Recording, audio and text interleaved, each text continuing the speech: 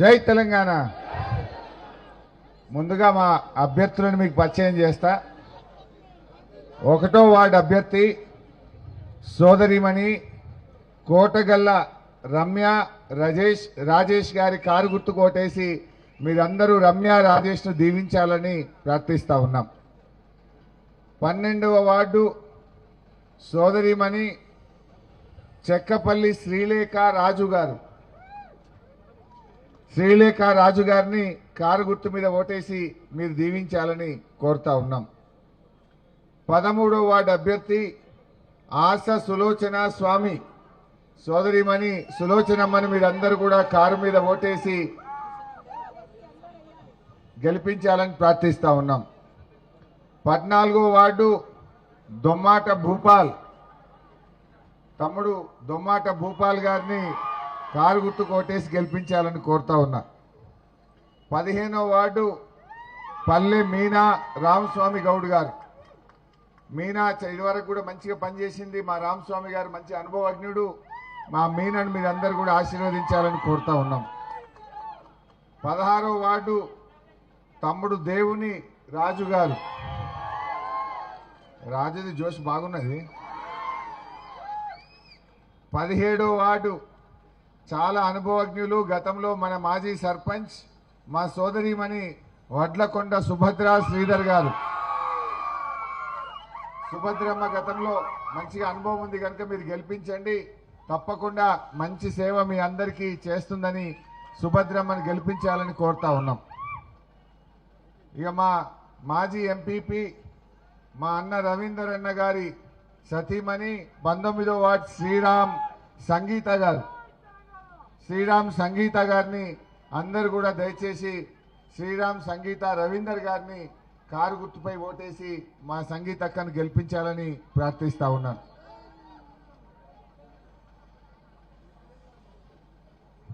18వ ward సోదరిమణి అంకం హేమలత మధు.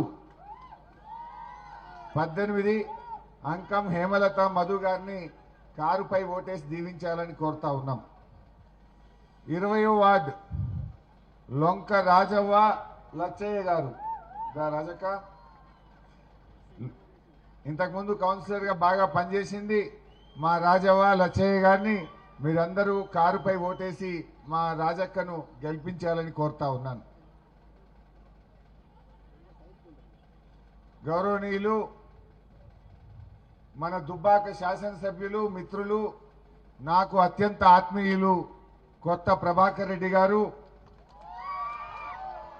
మా గుండెల్లి ఎల్లారెడ్డి గారు, మా మాజీ మున్సిపల్ చైర్మన్ సోదరిమణి వనితా భూమిరెడ్డి గారు, ఇల్లేందుల శ్రీనివాస్ గారు, సీనియర్ నాయకులు పెద్దలు మనోహర్ రావు గారు, వెంకట నరసింహారెడ్డి గారు, రవీందర్ రెడ్డి గారు, పుష్పలత కిషన్ రెడ్డి గారు, మా సోలిపేట తమ్ముడు సతీష్ రెడ్డి గారు, రాజమౌళి పంతులు గారు, ఇక్కడ ఇన్ఛార్జిగా పనిచేస్తున్నటువంటి సీనియర్ నాయకులు మా గుండు భూపేష్ అన్న గారు, ముఖ్యంగా దుబ్బాక అక్క చెల్లెళ్ళు అన్నదమ్ములందరికీ నేను తల వంచి పేరు పేరున నమస్కారం తెలియజేస్తా ఉన్నా.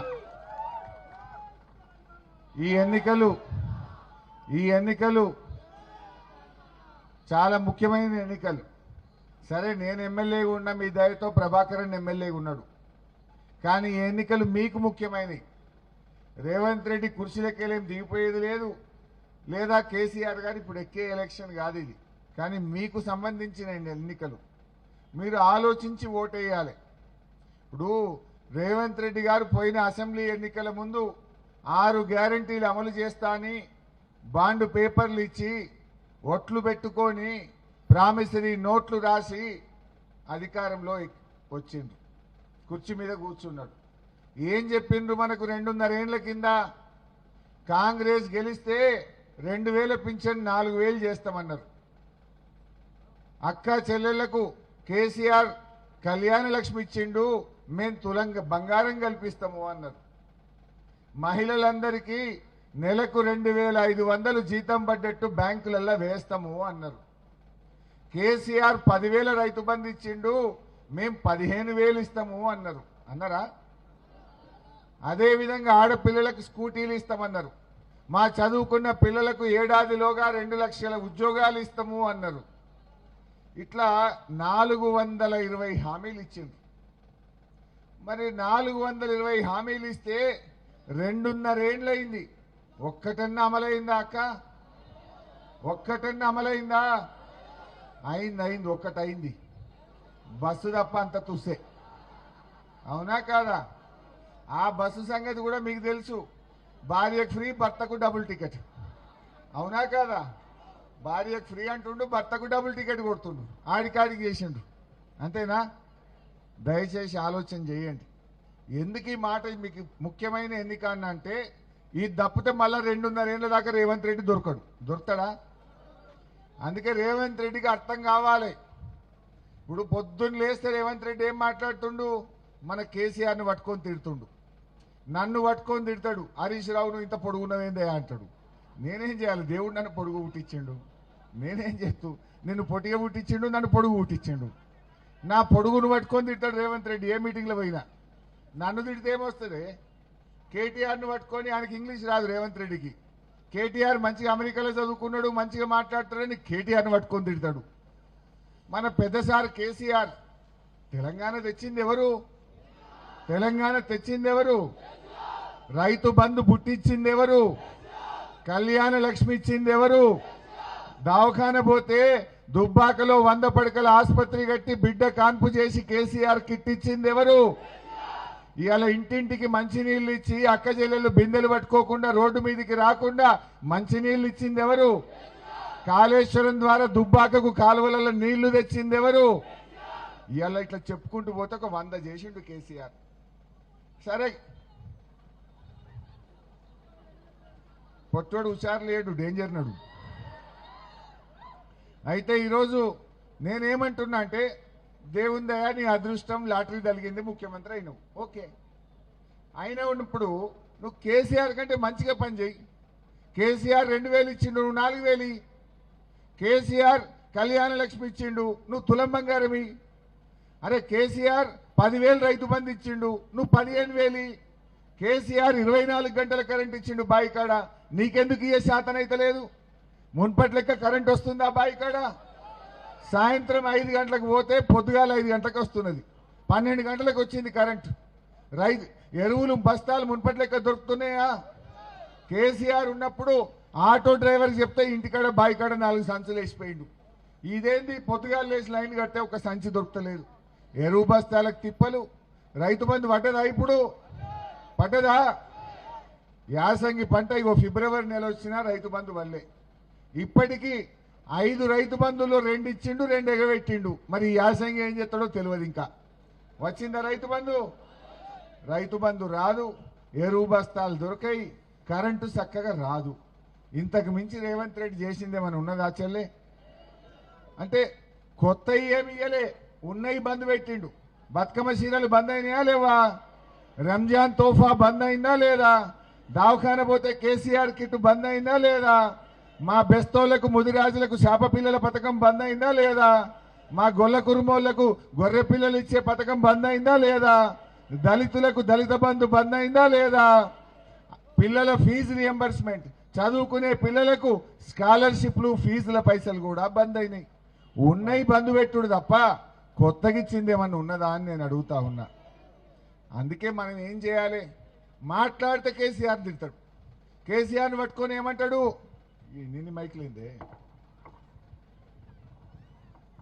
కేసీఆర్ని పట్టుకొని ఏమంటుండు? నీ పేగులు ఉడవీకి మెడలేసుకొని తిరుగుతా అంటాడు. ఏం తప్పు చేసిండు కేసీఆర్? తెలంగాణ తెచ్చుడు తప్ప, రైతు బంధు ఇచ్చుడు తప్ప, కళ్యాణ లక్ష్మి ఇచ్చుడు తప్ప, 2000 పింఛన్ ఇచ్చుడు తప్ప ఏం తప్పు చేసిండు? నీ పేగులు ఉడవీకి మెడలేసుకుంటా అంటాడు. కేసీఆర్ ని లాగుల తొండలు చొర్రగొడతా అంటాడు. కేసీఆర్ ని కండ్ల గుడ్లు ఉడవీక్తా అంటాడు. అంటే కేసీఆర్ చేసిన తప్పేంది అని నేను అడుగుతా ఉన్నా. ఇలా నువ్వు ఇట్లా కేసీఆర్ని తిడితే నా అవ్వ కడుపు నిండుతుందా? అరే నీకు బుద్ధి ఉంటే, నీకు చేతన అయితే 4000 పింఛన్ ఇచ్చి నా అవ్వ కడుపు నింపు. కేసీఆర్ను తిట్టుడు కాదు. అట్లా తిట్టొచ్చినా కేసీఆర్ను? మీకు నచ్చిందా కేసీఆర్ను తిడితే? కేసీఆర్ను రేవంత్ రెడ్డి తిట్టడాన్ని మీరు సమర్థిస్తున్నారా? సమర్థిస్తున్నారా? తప్పు కదా. మరి ఆ తప్పు చేసిన రేవంత్ రెడ్డికి, బూతులు మాట్లాడే రేవంత్ రెడ్డికి పోలింగ్ బూత్లో మీ ఓటుతో బుద్ధి చెప్పండి. మీ ఓటుతోనే బుద్ధి చెప్పండి.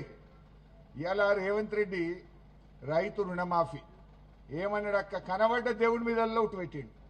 కొమరెల్లి మల్లన్న దేవుడి మీద పెట్టిండు, ఏడుపాయల అమ్మవారి మీద పెట్టిండు, యాదాద్రి లక్ష్మీనరసింహస్వామి మీద ఒట్టు పెట్టిండు, మెదక్ చర్చి మీద పెట్టిండు, జహంగీర్ పీర్ దర్గా మీద పెట్టిండు.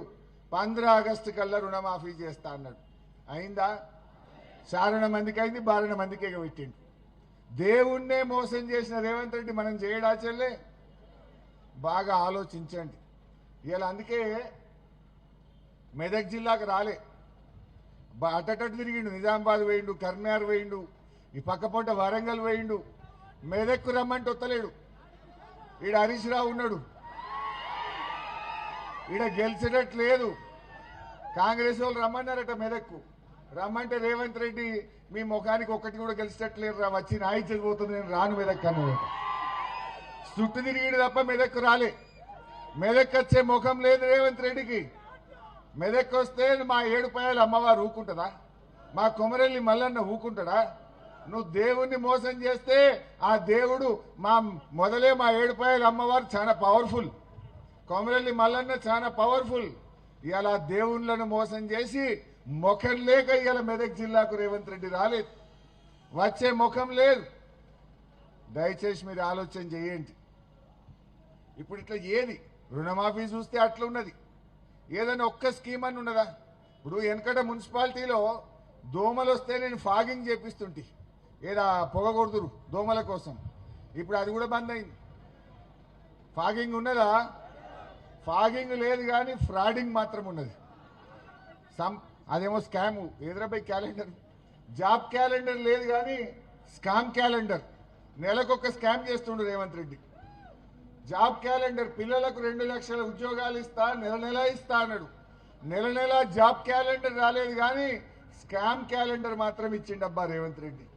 జనవరి నెలలో సివిల్ సప్లైస్ కుంభకోణం, ఫిబ్రవరి నెలలో ఫ్లై యాష్ కుంభకోణం, మార్చిలో ఇసుక కుంభకోణం, ఏప్రిల్లో ఆర్టీసీ కుంభకోణం, మేలో అమృత్ టెండర్ల కుంభకోణం, జూన్లో 4th సిటీ కుంభకోణం, జూలైలో లగచర్ల కుంభకోణం, ఆగస్టులో పీజీ మెడికల్ కుంభకోణం, సెప్టెంబర్లో పారిశ్రామిక భూములు హిల్ టీపీ కుంభకోణం, అక్టోబర్లో విద్యుత్ కుంభకోణం, నవంబర్లో సింగరేణి కుంభకోణం, డిసెంబర్లో సీఎం కేఎల్ఎస్ఆర్ అంటే 6 గ్యారెంటీలు ఇస్తారు మనకు చెప్పింది కదా.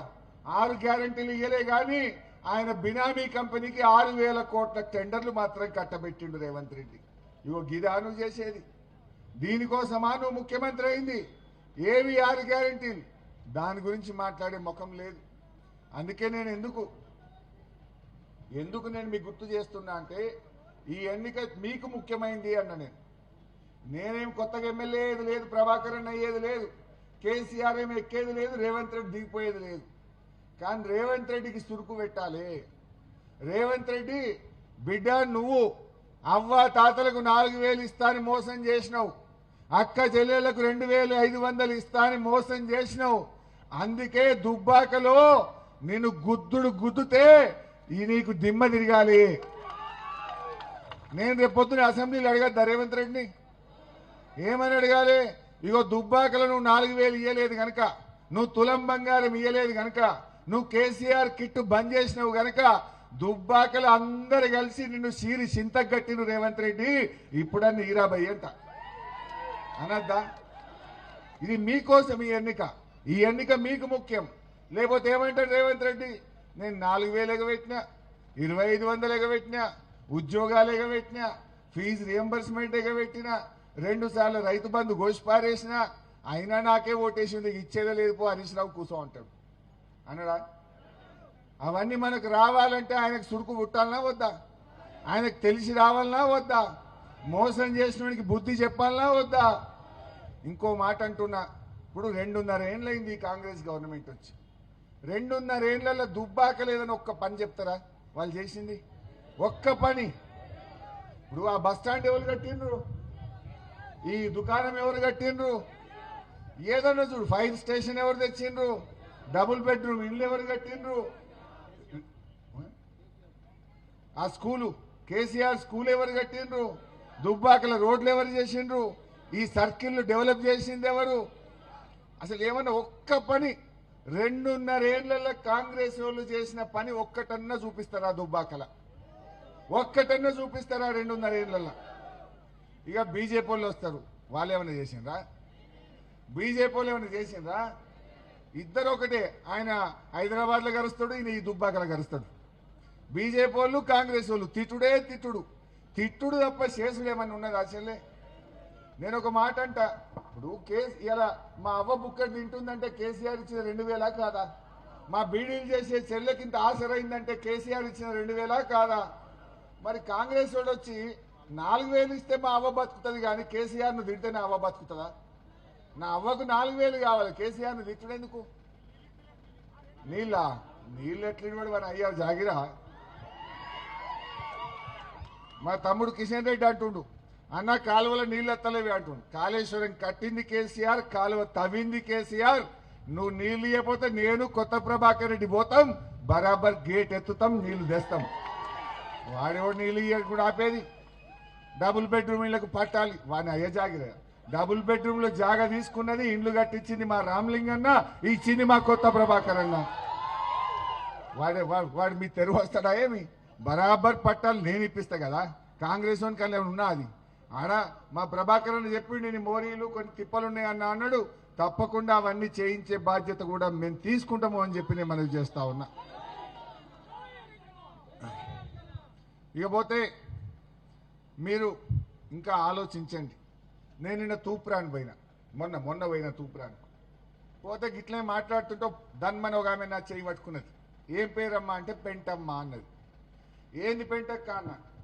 పెంటమ్మ ఏమంటది, మొన్న బీజేపీ వాళ్ళు కాంగ్రెస్ వాళ్ళు వచ్చారు బిడ్డ, 5,000 ఇచ్చారు కాంగ్రెస్ వాళ్ళు అని అన్నది.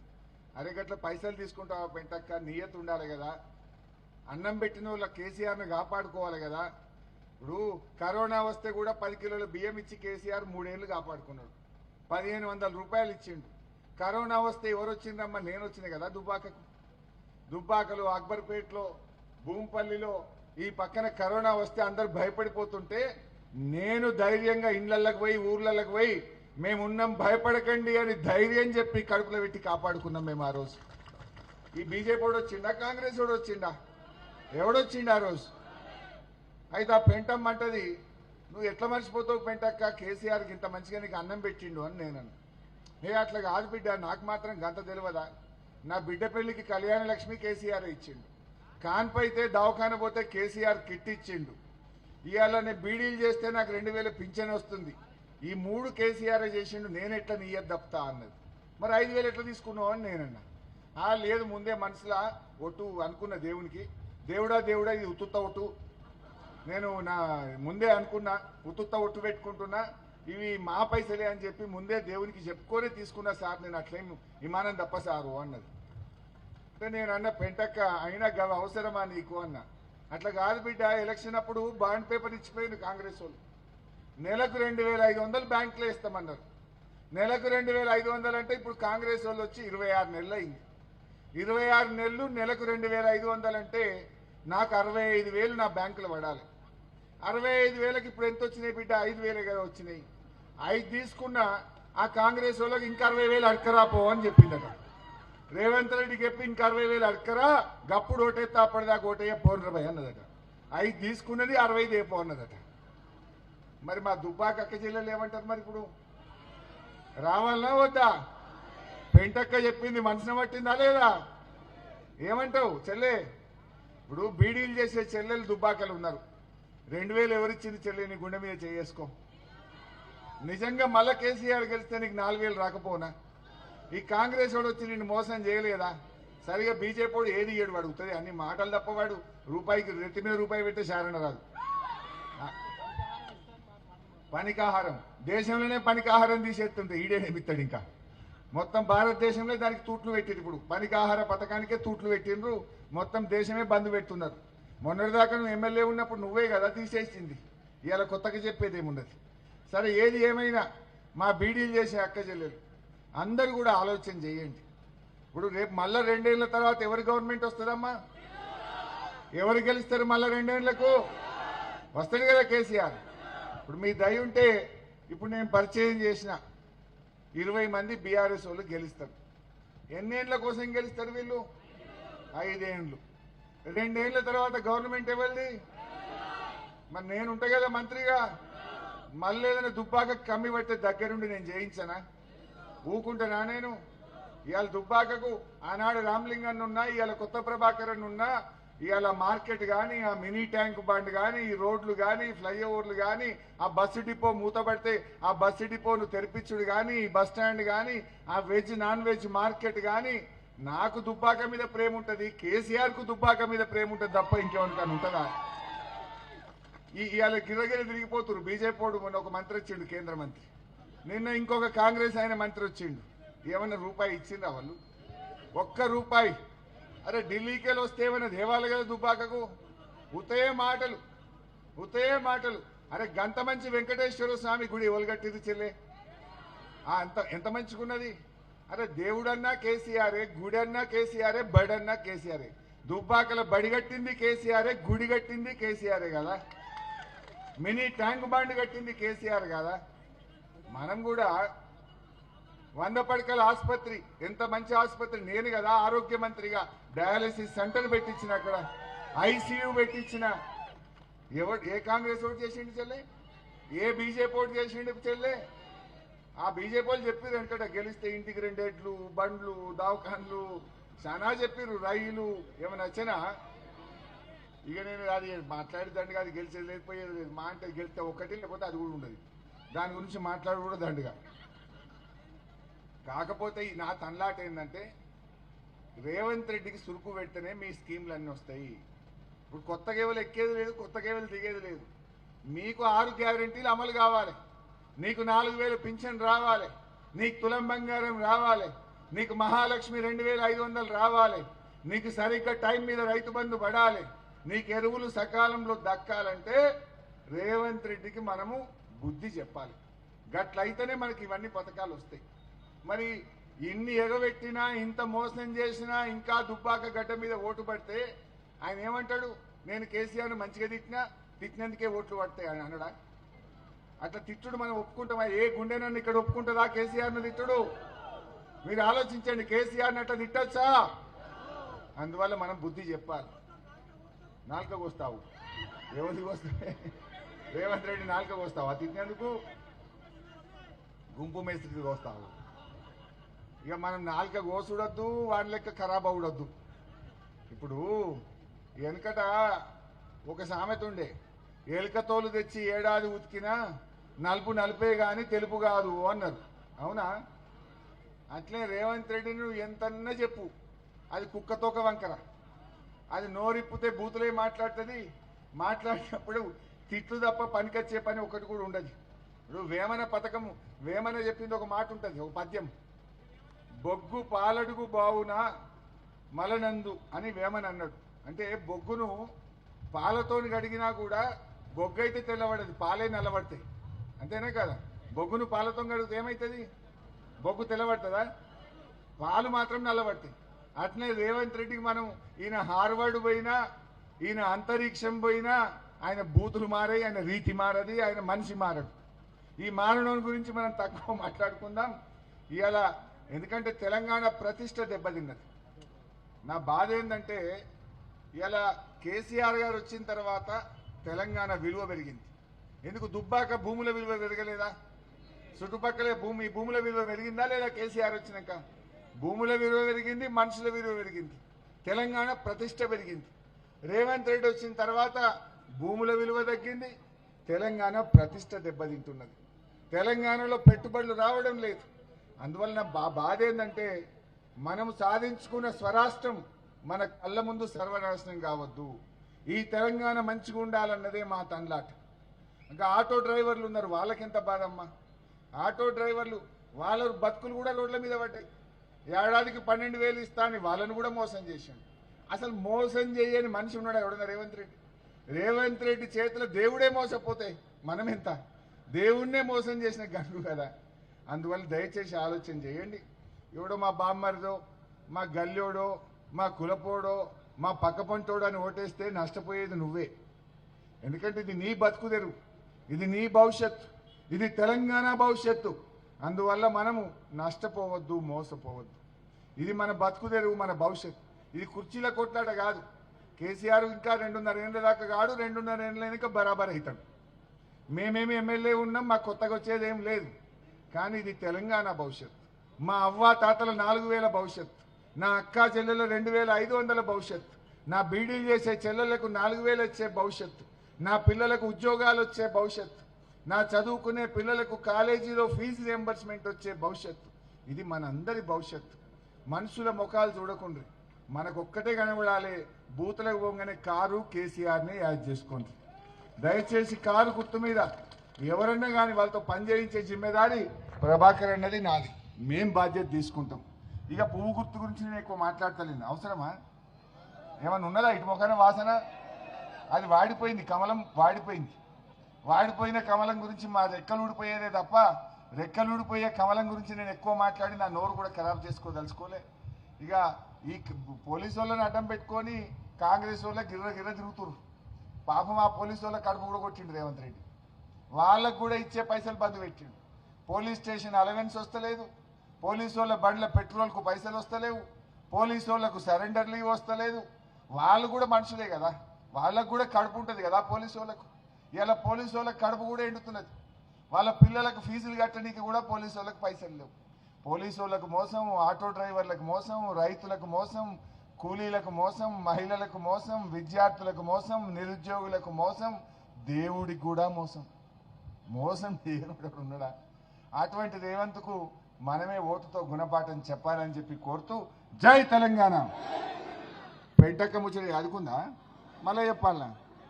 పెంటవ ముచ్చడి ఆదుకుందా అమ్మా? మనసుని పట్టిందా పెంటవది? జర నీయ తప్పొద్దు. మరిగా అన్నం పెట్టిన వాళ్ళని కాపాడుకుందాం. కారు గుర్తుకే, కారు గుర్తుకే, జై తెలంగాణ.